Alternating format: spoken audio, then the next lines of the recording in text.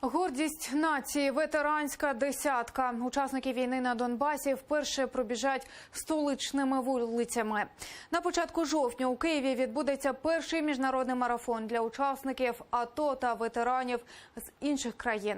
10-кілометровий благодійний забіг буде унікальною подією для України. Чому? Розкажемо далі.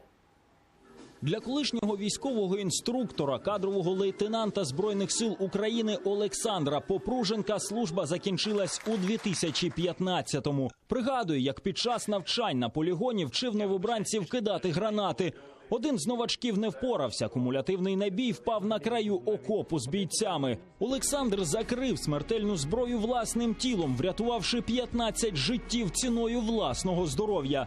З тих пір він не бачить, та з втратою зору життя не зупинилось. Сьогодні він один з перших, хто зареєструвався на участь у столичному марафоні для ветеранів «Гордість нації. Ветеранська десятка». Хочеться показати собі і остальним, що ми люди з необмеженими можливостями. По-перше,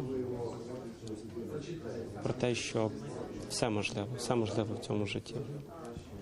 Просто потрібно встати і почати щось робити. Очима Олександра під час тренувань згодилась стати дружина. Разом із нею він вже подолав чималі відстані. Такі ж самі незрячі, вони живуть, вони є. І мені дійсно хочеться показати на власному прикладі, що хлопці незрячі, реєструйтесь, біжіть. Я буду за честь з вами пробігти 7 жовтня.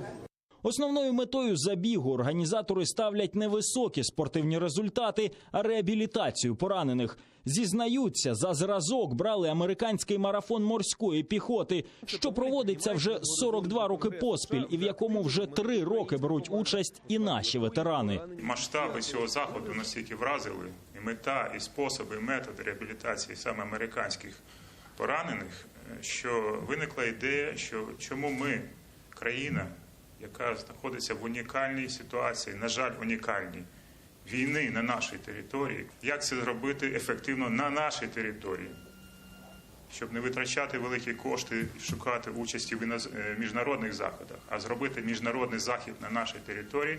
На відміну від американського 42-кілометрового марафону, перший український забіг буде довжиною в 10 кілометрів.